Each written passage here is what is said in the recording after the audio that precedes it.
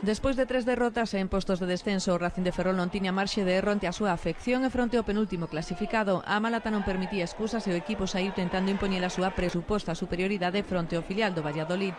O primeiro golpe foi en falso, o gol anulado a San Julián por fora de xogo inexistente, pero no minuto 21 o ataque si foi certeiro. Centrou Llamas, tocou Carlos e marcou Gustavo Souto. O dianteiro vigués estreouse así como a goleador coa camiseta do Racing. Os locais seguiron dominando ata o descanso e nada máis comezar a segunda parte puideron resolver o partido. Bochú reclamou man de Dani na área e así o viu o xuiz de liña, pero o porteiro acertou a para o lanzamento de penalti de Manolo Pérez. Cun xogo a lufadas, o Racing non conseguiu concretar máis xogadas e acabou sufrindo cun Valladolid B botado arriba nos últimos minutos. Ao final mantívose o 1-0 que saca os ferroláns dos postos de descenso.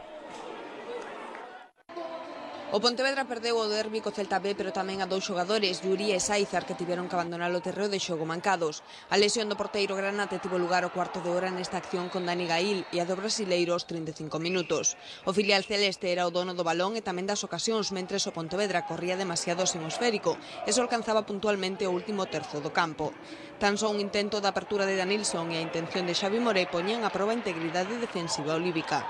Tras o descanso chegaron os mellores minutos do Pontevedra, que pechou o Celta B na súa área e ademais gozou de superioridade numérica pola expulsión do céltico Ferrán, pero o cadro de Rafa Sáez non soubo aproveitalo. Todo o contrario que o conxunto vigués, que logrou marcar no último treito de partido. No minuto 79, Jordi cabeceou un saque de esquina e meteu o gol da vitoria celeste. Con esta derrota, o Pontevedra sitúase ao bordo dos postos de descenso.